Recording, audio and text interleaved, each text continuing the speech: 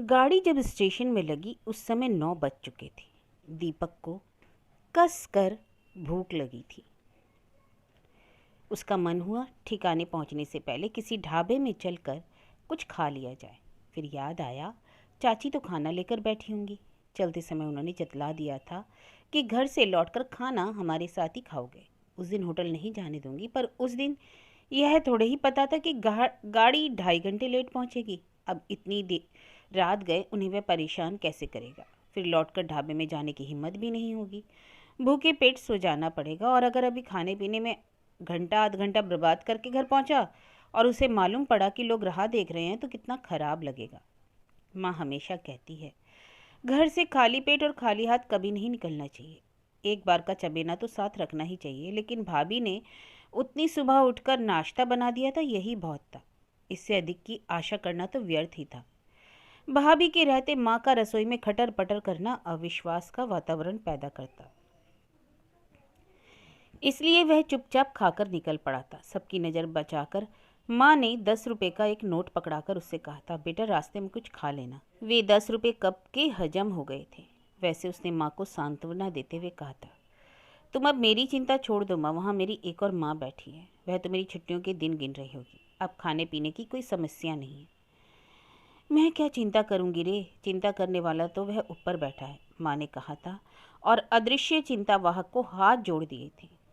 एक बात तो माननी ही पड़ेगी कि पिछले साल भर से ऊपर वाला सचमुच उस पर मेहरबान है।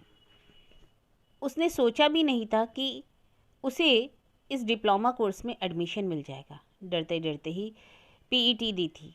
वैसे पास होने की खुशी को भाभी ने चौपट कर डाला था। साफ कह दिया था, जो कुछ पढ़ना है यहाँ रहकर पढ़ो, बाहर भेजने की हमारी सामर्थ्य तो नहीं है। सौभाग्य से उन्हीं दिनों नाना जी ने संपत्ति का बंटवारा किया। माँ के हिस्से में जमीन का एक छोटा सा टुकड़ा आया था। माँ ने कह दिया, जमीन लेकर मैं क्या करूँगी, जो दाम बनते हैं दे दीजिए। उन्हीं रुपयों से फिर एडमिशन फीस और आने जाने के किराए का जुगाड़ हो सका। ढंग के 4 जोड़ी कपड़े, नया जूता और एक मुनासिब सी सूटकेस और अल्लम गल्लम सामान खरीदा गया। शेष रकम को फिक्स में डालकर उसके ब्याज से खर्चे का प्रबंध किया गया। पहले तो हॉस्टल में ही रहने का तय हुआ था, पर 2 महीनों में ही होश फाख्ता हो गए। रैगिंग तो जैसी होती है हुई, पर खर्च बेहिसाब होने लगा। वहाँ तो कटौती का कोई सवाल ही नहीं था। दिवाली की छुट्टियों से लौटकर आया तो उसने कमरे की तलाश शुरू की। उसके एक दोस्त ने इस मकान का पता दिया था। कहा था कि एक सज्जन व्यक्ति है जो गरीब विद्यार्थियों को कम किराए पर कमरा देते हैं। वह फौरन मित्र को लेकर उस पते पर पहुंचा। कमरा उसके भाग्य में खाली था और किराया भी अप्रत्याशित रूप से कम था, पर उनकी ढेर सारी शर्तें थी। सिगरेट नहीं पियोगे, शराब नहीं छुओगे, कमरे में लड़कियों को नहीं लाओगे और आधी आधी रात तक रेडियो या टेप रिकॉर्डर नहीं बजाओगे। जब वे अपनी बात कह चुके तो दीपक ने इतना ही कहा, अंकल बिना बाप का लड़का हूँ, भाई भाभी के आसरे पढ़ रहा हूँ।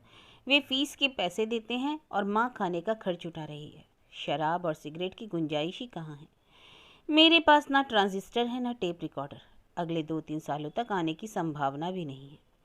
और अब रहा लड़कियों का सवाल, तो मुझ जैसे फटीचर के पास कौन लड़की आएगी। उसकी साफ गोई और ईमानदारी से वे प्रसन्न हो गए। नहीं तो आजकल के लड़के घर की हालत चाहे खस्ता हो, डींगे तो ऐसी हाकेंगे कि बस। वे दीपक की पीठ थपथपाकर बोले, बस तो बात जम गई, फटाफट सामान लेकर आ जाओ। और जिस दिन सामान लेकर पहुंचा, दरवाजा एक प्रौढ़ महिला ने खोला। आंटी जी वो कमरा। हमें आंटी वांटी कहवा का जरूरत नहीं है। वह हतप्रभ रह गया। उसने तो सोचा था शहरों का ये चलन होगा। उसने गृह स्वामिनी को ध्यान से देखा तो एकदम ठेठ किस्म की महिला थी। उसने नम्रता से पूछा, चाची कहूँ तो चलेगा? हाँ चलेगा, ठसक के साथ उत्तर आया। तभी अंकल बाहर निकले। अरे लड़का सामान लिए दरवाजे पे खड़ा है, अरे उसे भीतर तो आने को कहो। तुम वहाँ बैठे कौन सा मुहूर्त गढ़ रहे हो, पेंशनिया तो हो, तो कम से कम दरवाज़ा तो देखा करो। हर बेर 100 काम खोटी करके हम ही को दौरन पड़त है। वे एक छमाके के साथ भीतर चली गईं और दीपक का दिल बैठ गया। ऐसी तेज तर्रार औरत के साथ 24 घंटे गुजारा कैसे होगा। डर के मारे वह सुबह मुंह अंधेरे ही उठ बैठा। नहाकर निकला ही था कि गृह स्वामिनी से सामना हो गया। चाय पी? जी नहीं, अभी गुमटी पर जाकर पी लूँगा। इतनी सुबह तुम्हारे लिए कौन सी गुमटी खुली है? चलो भीतर। वे उसे जबरदस्ती रसोई में ले गई और गर्मा गर्म चाय का प्याला पकड़ा दिया। चाय पीते हुए उसने सोचा कि वह तो बेकार ही डर रहा था। ये तो बिल्कुल माँ जैसी है, बस अठनिया बिंदी भर का तो फर्क है। और पिछले साल भर में उसने यह बार बार अनुभव किया है कि उबड़ खाबड़ बोली वाली इस महिला का मन उतना कर्कश नहीं है, बल्कि उसके अंतस में तो ममता का एक स्रोत सा बहता रहता है। उसने ऑटो कर लिया था, फिर भी घर पहुंचते पहुंचते 9:30 बज ही गए। गनीमत थी कि वे लोग अभी तक सोए नहीं थे। गाड़ी लेट थी क्या? जी हाँ, 2.5 घंटे लेट थी। हम तो समझे कि अम्मा ने एक आध दिन और रोक लिया होगा। अच्छा चलो जल्दी से हाथ मुंह धो लो, तुम्हारी चाची तुम्हारा खाना लिए बैठी है। वह नहा कर निकला तो सचमुच उसकी थाली लगी हुई थी। वह कृतज्ञता से भर उठा। आप लोगों की दिवाली कैसी रही? उसने औपचारिकता निभाई। अरे अब हम लोगों की क्या होली और दिवाली, सब एक सी रहती है। तुम अपनी सुनाओ। नहीं बबू, अब की हमारी दिवाली तो खूब अच्छी रही। अच्छा, तुम्हारे अंकल जी 300 रुपया हार गए। अरे अब उन 300 रुपयों को कितने दिन रोगी? लेकिन आप रुपए कैसे हार गए? दीपक ने पूछा। अरे रात भर जुआ खेले हैं। अंकल, आप जुआ खेलते हैं? बस दिवाली पर खेलते हैं बेटे, उस दिन कोई दोष नहीं होता। बल्कि हमारे बचपन में तो बड़े बुजुर्ग हमें खेलने के लिए रुपया अठन्नी देते थे कि जाओ बेटा, जाकर अपना भाग्य आजमाओ। बुजुर्गन की करनी को अब हम भुगत रहे हैं। बताओ, जे कोई अच्छी लत है? अरे पांडवन के राजपाट छिन गए थे, तुम तो पेंशनिया हो। ये टापरी छोड़ के तुम्हारे पास है का? क्यों, तुम हो ना महारानी? वैसे तुम्हें भी जो ले जाएगा दूसरे दिन वापस कर जाएगा, कहेगा ये आपदा आप ही राखो महाराज, हमारे बस की नहीं है। दीपक को वहां बैठने में अब संकोच होने लगा। उठते हुए बोला, मैं अब सोऊंगा अंकल। हाँ हाँ बेटे, सुबेरे के चले हो। अपनी थाली यथास्थान रखकर वह कमरे में चला गया। कमरा यद्यपि बरामदे में था, फिर भी उसे पति पत्नी की नोकझोंक सुनाई पड़ती रहती। अब तो खैर उसे आदत ही हो गई है, पर पहले उसे बड़ी घबराहट होती थी। यह बात नहीं कि उसके यहाँ लड़ाई झगड़ा नहीं होता था, हाँ, पर ऐसे पटाखे नहीं फूटते। वहाँ तो शीत युद्ध चलता है। माँ और भाभी के बीच में भैया त्रिशंकु में से टंगे रहते हैं। बच्चे भाभी के साथ होते हैं, माँ के पाले में दीपक होता है और वह एकदम उदास हुआ आया। उसके बिना माँ अब बिल्कुल अकेली पड़ गई होंगी। उसने माँ को कभी किसी से लड़ते हुए नहीं देखा। कभी कभी वह याद करने की कोशिश करता है। माँ की पापा के साथ मीठी झड़पें तो जरूर हुई होंगी, पर ठीक से कुछ याद नहीं पड़ता। कुल जमा 6 वर्ष का ही तो था जब पापा की मृत्यु हुई थी। उसे इतना भर याद है कि वह उसके जीवन का स्वर्ण काल था। अपने दोनों भाई बहनों के बाद 10 साल के अंतराल से वह इस घर में आया था, इसलिए वह घर भर की आंखों का तारा था। सब उसे हाथों में उठाए फिरते थे। पर अचानक पापा चल बसे और सब कुछ उलट पुलट हो गया। ममता मई घरेलू माँ कर्मठ अध्यापिका में बदल गई। भैया भाई कम, अभिभावक ज़्यादा लगते। दीदी ने घर की कमान संभाल ली थी और यही सबसे बड़ा सुख था। उनकी ममता भरी छाँव में वह माँ की अनुपस्थिति भूल जाता था। पर यह सुख भी कितने दिन रहा। सयानी लड़की को घर में छोड़कर नौकरी पर जाते हुए माँ का मन आशंकित रहता था। अच्छा घरवर देखकर उन्होंने दूसरे साल ही उनकी शादी कर दी। दीदी गई और एकदम घर सूना हो गया। दीदी थी तो घर में एक लय था, रस था, और खेलने खाने की पढ़ने सोने की जगह भर रह गया था। कुछ साल बाद जब भैया के ब्याह की बात चली तो वह पुन्ना उत्साह से भर उठा। उसे आशा थी कि भाभी के आते ही घर में रौनक हो जाएगी, खुशी की बरसात होगी। बरसात तो हुई, पर उसमें दीपक का मन भीग ना सका। भाभी अपनी सी हो ही ना सकी कभी, बल्कि भैया और दूर चले गए। उन दोनों की अलग छोटी सी दुनिया बस गई। माँ और दीपक निर्वासित से बाहर टापते ही रह गए। इस निर्वासन ने बरसों बाद उसे माँ से फिर मिला दिया। पिछले दिनों घर और बाहर दोनों मोर्चे पर जूझते हुए माँ उससे बहुत दूर छिटक गई थी। फिर एक और नया पर्व आरंभ हुआ। कालांतर में घर की बगिया में 2 फूल खिले और आंगन किलकारियों से भर उठा। उन लोगों के साथ जैसे दीपक का अपना बचपन लौट आया। उन नन्हे नन्हे हाथों के पुलक भरे स्पर्श ने जीवन में फिर से रंगीनियां घोल दी। बच्चे अपने साथ खुशियों का अंबार लेकर आए थे, पर समस्याओं का भी ढेर लगा रहे थे। भाभी की नौकरी के साथ उनका सामंजस्य नहीं बैठ रहा था। रोज नई परेशानी सामने आ जाती। तब सबने मिलकर यह तय किया कि माँ अपनी नौकरी छोड़ दे। प्राइवेट स्कूल की नौकरी थी, जहाँ वेतन कम और काम ज़्यादा था। एक समय था जब यह छोटी सी रकम भी उनके लिए नियामत थी। पापा की नामालूम सी पेंशन के सहारे घर तो चल नहीं सकता था, पर अब वैसी कोई बात नहीं थी। अतः लंबे सोच विचार के बाद माँ ने त्यागपत्र दे दिया, और यही शायद उनकी सबसे बड़ी भूल थी। एक तो बाहर की दुनिया से बिल्कुल कट गई, और फिर नौकरी चाहे छोटी थी, उसके दम पर उन्हें घर में शासक का दर्जा प्राप्त था। खर्च की बागडोर भाभी के हाथों में जाते ही उनकी हैसियत एक आया किसी होकर रह गई। दीपक देखता और तिल मिलाकर रह जाता। सोचता, मेरा अपना घर होगा। घर, वो घर जहाँ माँ का एक छत्र शासन होगा। उसी दिन के लिए तो वह इतनी जीतोड़ मेहनत कर रहा है। सुबह कॉलेज के लिए तैयार हो रहा था कि अंकल ने आकर कहा, तुम्हारी चाची तुम्हें बुला रही है। भीतर जाकर देखा तो दिवाली के पकवानों से पूरा थाल सजा हुआ था। लो बेटा, बड़ी मुश्किलन से तुम्हारे लिए सेध के रखो है। तुम्हारे अंकल की चंडाल चौकड़ी के मारे तो घर में कछु ना बचत हो कबू। वह संकोच से भर उठा। ये लोग इतना ध्यान रखते हैं, और वह घर से खाली हाथ चलाया था। भाभी ने यह भी न सोचा कि लड़का दिवाली के बाद वापस जा रहा है। पहले साल हॉस्टल में भी यूं ही पहुंच गया था तो साथ वालों ने नाक में दम कर दिया था। फिर बुरा सा मुंह बनाकर अपनी स्वर्गीय दादी को उसने एक बार फिर स्वर्ग भेज दिया था। तब कहीं जान छूटी थी, पर इन लोगों के साथ तो वह ऐसा छल भी नहीं कर सकता। क्या भाभी कभी इन बातों को समझ पाएगी? आशा तो नहीं है। मिठाई का डब्बा तो बहुत बड़ी चीज़ है। माँ चाहती है कि लड़का मीठा मुंह करके घर से चले, पर हलवा सेकना तो दूर, भाभी कभी दही शक्कर की कटोरी भी नहीं पकड़ाती। फिर माँ ही सबकी नज़रें बचाकर मिश्री की डली उसके मुंह में दे देती है। उसकी मिठास को वह आने वाले कितने ही दिनों तक महसूसता रहता है। का सोचन लगे बेटा, यह तो बहुत ज़्यादा है चाची। तो कमरे में रखे रहो, स्कूल से लौट के भूख लगी है तो खा लियो। थाली लेकर कमरे में आया तो देखा अंकल उसके बिस्तर पर बैठकर नोटों की गड्डियां बना रहे हैं। उन्होंने 20 की, 10 की, 5 की थप्पियां बनाई, उन्हें रबर बैंड से कस दिया। 1 और 2 के नोटों का एक बंडल बनाया। फिर सारा सामान करीने से प्लास्टिक में के एक चपटे डिब्बे में रखकर किताबों की अलमारी में छिपा दिया। दीपक एक टक उन्हें देख रहा था। यह हमारा स्विस बैंक है बचवा, वे मुस्कुराकर बोले। इस घर में यही सबसे निरापद जगह है,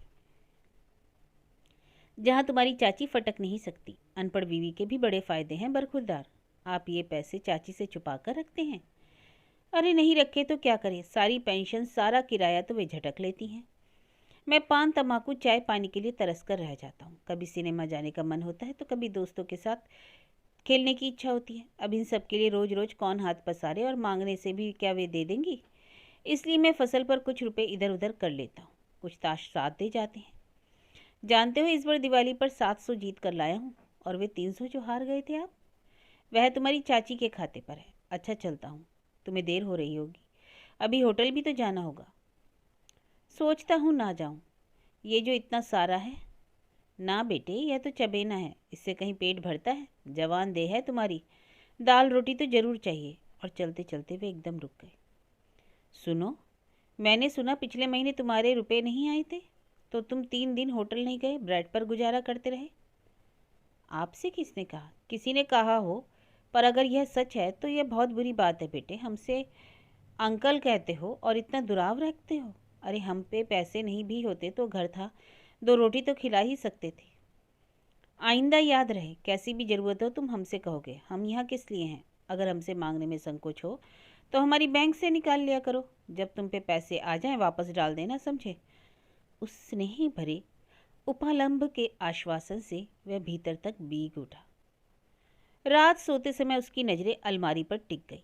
दीवार में बनी हुई 2 तल्ले की साधारण सी अलमारी थी, जिसमें आबनूसी पल्ले लगे हुए थे। उसे कमरा दिखाते हुए अंकल ने कहा था, बेटा तुम्हें अपनी किताबों के लिए कोई व्यवस्था करनी होगी। यह अलमारी मैं खाली नहीं कर सकता, इसमें मेरी प्रिय पुस्तकें हैं। घर में और कहीं मैं इन्हें रख नहीं सकता। किसी दिन रद्दी वाले की साइकिल पर सवार हो जाएंगे और मुझे पता भी नहीं चलेगा। दीपक के पास इतनी पुस्तकें थी ही कहाँ जो उन्हें रखने की चिंता होती। अंकल ने कहा, कभी मन हो तो तुम भी पढ़ लिया करो, अच्छी किताबें हैं। एक आध बार उसने अलमारी खोली भी थी, पर सब पुरानी किताबें थी। चंद्रकांता संतति के कई भाग थे। प्रेमचंद के मानसरोवर का तो पूरा सेट था। प्रसाद की आंसू और कामायनी थे। एक किताब बिलेसुर बकरिया जैसा विचित्र नाम की भी थी। आचार्य चतुरसेन शास्त्री जी की भी कुछ पुस्तकें थीं। कोर्स के बाहर कुछ पढ़ने की ना तो कभी आदत रही ना सुविधा, इसलिए उन पुस्तकों में उसका मन ही नहीं लगा। उस अलमारी का आकर्षण उसी दिन समाप्त हो गया और आज वह अलमारी एक नए रूप में सामने खड़ी थी। अंकल ने कहा था, जब जरूरत पड़े पैसे ले लिया करो। जरूरत कब नहीं रहती। अभी उसी महीने की तो बात है, उसने बहुत सोच समझकर 10 तारीख का महीना बांध रखा था। फिर भी 3 दिन ऊपर निकल गए। झिझक के मारे तो वह होटल भी नहीं गया। डर लग रहा था कि कहीं सबके सामने बेइज्जत ना होना पड़े। पैसे लेकर जिस दिन वह पहुंचा तो मालिक ने छूटते ही पूछा, इतने दिन कहाँ रह गए बाबूजी? उसकी अनुभवी नज़रों ने दीपक का चेहरा पढ़ लिया था। बोला, बाबूजी देर सवेर तो होती ही रहती है, हम लोग क्या इतने बेमुरवत हैं? फिर आप तो पुराने ग्राहक हो। यह बात उसने इतनी जोर से और इतने लोगों के सामने कही कि वह शर्म से गड़ गया। जरूर उन्हीं लोगों में से किसी ने अंकल जी से चुगली खाई होगी। सारी रात उसे नींद नहीं आई। उसके बाद तो जैसे यह क्रम सा हो गया। जैसे ही बिस्तर पर लेटता, आंखें अलमारी पर अटक जाती। कई छोटी मोटी ज़रूरतें उसके सामने फन फैलाकर खड़ी हो जाती। इस कमरे में भाग्य से उसे एक मेज तो मिल गई थी, पर एक टेबल लैंप उसकी तो सख्त ज़रूरत थी। भैया की शादी में 5 लैंप उपहार में आए थे, पर वे सब के सब भाभी के चचेरे भाइयों में बट गए। उन्हें याद भी नहीं रहा कि घर में एक पढ़ने वाला देवर भी है। दाखिले के समय 4 जोड़ी कपड़े सिलवा लिए थे, वे अभी सलामत थे, पर स्वेटर एक ही रह गया था। राखी पर दीदी आई थी तो उनसे कहने का मन हुआ था, पर वे उसके लिए पैंट शर्ट का कपड़ा ही लेकर आई थी। तब स्वेटर के लिए कैसे कहता। कपड़ा वह दर्जी के यहाँ डाल आया था कि दिवाली पर नई ड्रेस पहन लेगा। रसीद माँ के पास छोड़ आया था। दिवाली पर गया तो पता चला माँ दूसरे ही दिन कपड़ा उठा लाई थी। इतनी ज़्यादा सिलाई देने की उनकी सामर्थ्य नहीं थी और भाभी से मांगने की हिम्मत थी नहीं। वे तो पहले ही भरी बैठती कि देने के लिए तो बड़ा भाई है और लौटाने के लिए छोटा। दीदी भतीजों के लिए सिर्फ मिठाई और खिलौने लाई थी, इसी से यह आक्रोश था। वह कपड़ा अब भी संदूक की तलहटी में पड़ा है। एक ढंग का धूप का चश्मा उसे चाहिए। उसकी चप्पल जवाब दे रही है। वह धोबी से कपड़े नहीं धुलवा पाता। कभी सिनेमा जाने का मन हो तो 10 बार सोचना पड़ता है। जीवन की कितनी छोटी मोटी चीज़ों के लिए वह तरस कर रह जाता है, जबकि हाथ भर के फासले पर 1000 रुपये रखे हुए हैं। अंकल ने कहा भी है कि जब ज़रूरत हो तो ले लिया करना। क्या वह ले सकता है? माँ हमेशा कहती है, बिना बाप के बेटे हो तुम, भाई भाभी के राज में रहना है। नज़र नीची, जबान मीठी और हाथ साफ रखोगे तभी निभा हो पाएगा। माँ की यह सीख उसे कुछ करने भी नहीं देती और अलमारी का भूत उसके सिर से उतरता भी नहीं। लगातार कई रातों तक तो वह सो ही नहीं पाया और उसका चेहरा इतना सा निकल आया कि एक दिन अंकल ने पूछ ही लिया, बेटे तुम्हारी तबीयत तो ठीक है ना? जी कुछ हरारत सी लग रही है। उन्होंने फौरन माथा छूकर देखा। अरे तुम्हें तो सचमुच बुखार है, चलो कमरे में चलकर आराम करो, कॉलेज जाने की कोई ज़रूरत नहीं है। उन्होंने पत्नी को अदरक वाली चाय बनाने का आदेश दिया और खुद नुक्कड़ वाले डॉक्टर गुप्ता को लिवा लाए। उन्होंने जो जो दवाइयाँ लिख दी वे भी खुद जाकर ले आए। चाची पूरे समय बड़बड़ाती रही कि अकेले लड़कों को रखना इसलिए तो खलता है, जिम्मेदारी आ जाती है, पर वे पूरी रात उसके सिरहाने बैठी रही। सुबह उसका बुखार उतर गया। चाची भी उठकर अपने रोज के काम काज में लग गई। अंकल को अकेला पाकर उसने कहा, अंकल एक बात कहूँ? बोलो बेटे। आप ये रुपए यहाँ से उठा लीजिए। चिंता के मारे मैं रात भर सो नहीं पाता। कमरा मेरा बाहर का पड़ता है, कई बार दोस्त भी आ जाते हैं, कभी कुछ हो गया तो। तुम कौन से रुपयों की बात कर रहे हो? वे ही जो अलमारी में रखे हैं। तुम क्या सोचते हो कि वे अभी तक वहीं पड़े हैं? अरे भैया, रुपयों के पाँव होते हैं। लक्ष्मी बड़ी चंचल होती है और फिर तुम्हारी चाची तो CBI की नानी है, दूर से रुपया सूंघ लेती है, उसके मारे क्या कुछ बच पाता है? सच अंकल? उसने कहा और राहत की एक लंबी सांस ली। पता नहीं कितने दिनों बाद उसे रात को चैन की नींद आई। बुखार तो उसका 2-4 दिन में ही ठीक हो गया था, पर चाची ने उसे अगले 2-4 दिन तक होटल नहीं जाने दिया। घर पर ही पथ्य बनाकर खिलाया। दीपक बार बार सोचता, इन लोगों के स्नेह से क्या वह कभी उत्कीर्ण हो पाएगा? 15-20 रोज बाद की बात है। वह कॉलेज से लौटा तो देखा अहाते में पीतल के बर्तनों का ढेर लगा है और उन पर कलई हो रही है। बरामदे में अपनी बुनाई लिए हुए चाची उन पर निगरानी कर रही है। अंकल धूप सेकते हुए अखबार पढ़ रहे हैं। ये क्या हो रहा है अंकल? इसे कहते हैं दिवाली के बाद दिवाला। नहीं, मेरा मतलब था अभी कोई फंक्शन वगैरह है क्या? अरे, कल को तुम्हारी चाची की तेरही में 1500 ब्राह्मण खिलाने पड़ेंगे तो बर्तन तो चाहिए कि नहीं? दीपक सकपका गया और कलई वाला मूछों में हंस रहा था। अरे तुम खिला चुके 1500, तेरा बावन जिमा दीजिएगा तो मैं तर न जाऊंगी। वैसे भगवान भगवान ने एक बड़ा अन्याय किया है कि तुम्हें एक बेटा भी न दिया। दीपक सन रह गया। अपनी निसंतान पत्नी से कोई ऐसा क्रूर प्रयास करता है? पर चाची ने जरा भी बुरा नहीं माना, तुनक कर बोली, हाँ हाँ, बेटा होता तो सारे बामन उसी के मुड़े पटक के तुम तो छुट्टी पा जाते। सो तो बात की बात है, पर बेटा होता तो बहू भी आती, और बहू आती तो ये सारा कबाड़ खाना ले जाती और बदले में स्टील के चमचमाते बर्तन ले आती। अरे मैं देखती कैसे ले जाती। उनकी वह आक्रामक मुद्रा देखकर दीपक को हंसी आ गई। अंकल, दुनिया की किसी बहू में इतना दम नहीं है कि चाची के बर्तनों को हाथ भी लगा ले, उसने कहा और कमरे में चला गया। पर कमरे में जाते ही वह उदास हो गया। उसे माँ की जगर मगर गृहस्थी याद आने लगी। पीतल के डिब्बों की कतार हुआ करती थी और वह भी सदा चमचमाती हुई। पीतल और तांबे के बड़े बड़े कलश थे, बाल्टियाँ थी, गागरे थी। मजाल है जो किसी पर दाग भी पड़ा हो। पापा की मृत्यु के बाद गृहस्थी का रस चाहे सूख गया हो, उसके रख रखाव में फर्क नहीं आया था। पर भाभी ने आते ही एक एक बर्तन निकालना शुरू किया और उनकी रसोई स्टील के बर्तनों से झलर मरर करने लगी। हर बर्तन की रवानगी के समय माँ की आंखें छल छला आती। बड़े अरमानों से और बड़ी मेहनत से यह गृहस्थी जोड़ी थी मैंने। एक आध बार दबी जुबान में उन्होंने कहा भी, दीपक के लिए कुछ तो रहने दो। तो भाभी बोली, दीपक को क्या हम कुछ देंगे नहीं माँ जी? और फिर वह आने वाली क्या खाली हाथ आएगी? आने वाली अपने साथ गाड़ी भरकर सामान ले आए तो क्या फ़र्क पड़ता है? पर वह यह कैसे जानेगी कि उसकी सास ने कितने जतन से, कितनी साधों से गृहस्थी जमाई थी।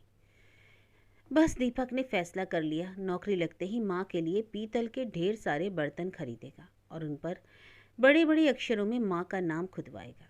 जो आने वाली है उससे साफ कह देगा कि अपनी गृहस्थी आप जमाओ, इन बर्तनों को छूने की ज़रूरत नहीं है। बाहर अपना नाम सुनकर वह चौंक पड़ा। अंकल कह रहे थे, मेरे पास तो नहीं है, दीपक के पास हो तो देखता हूँ। वह एकदम सहम गया। इतने सारे बर्तनों की मजदूरी 50-60 से कम तो क्या होगी? इतने पैसे उसके पास होंगे भी, और अगर सबके पास सबके सब उठाकर दे भी दे तो? लेकिन अंकल ने उससे कुछ नहीं कहा। सीधे अलमारी के पास गए, अपना स्विस बैंक खोला और रुपए लेकर बाहर चले गए। दीपक आश्चर्य से भरकर उन्हें देखता रह गया। कलई वाले को विदा करके वे फिर लौटे। डिब्बा यथा स्थान रखा और अलमारी बंद करके दीपक के पास बैठ गए।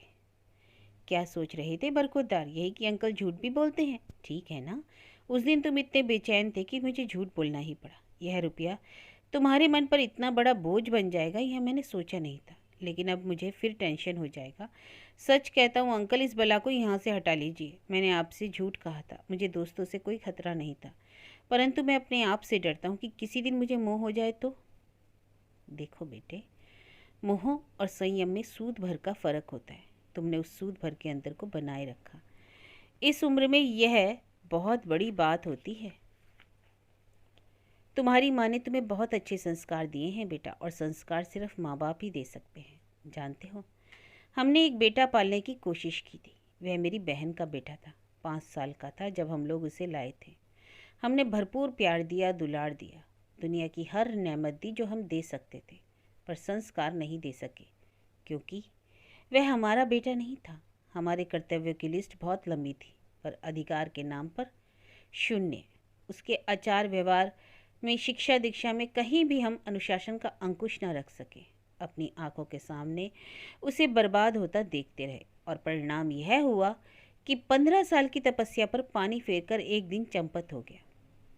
जाते हुए अपनी मामी की 5 तोले की चैन भी ले गया।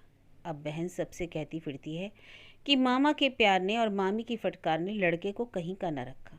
तब से हमने यह चक्कर ही छोड़ दिया और तुम जैसे होनहार बच्चों पर प्यार लुटाकर अपने अरमान हम लोग पूरे कर लेते हैं। 2 बाल्टी पानी तो निकाल देते, बर्तन काहे से धुलेंगे? मैं पानी निकाल दूँ? ना बेटे, तुम्हारे जाने से बात नहीं बनेगी, तुम अपनी पढ़ाई करो। और उठते हुए बोले, तुम्हारी माँ ने सचमुच बहुत अच्छे संस्कार दिए। भगवान उन्हें लंबी उम्र दे और वे तुम्हारे राज में खूब सुख भोगें। उनके जाने के बाद भी बड़ी देर तक वह उनके आशीष वचनों से पुलकित होता रहा। एकाएक आत्मविश्वास सिर उठाकर खड़ा हो गया।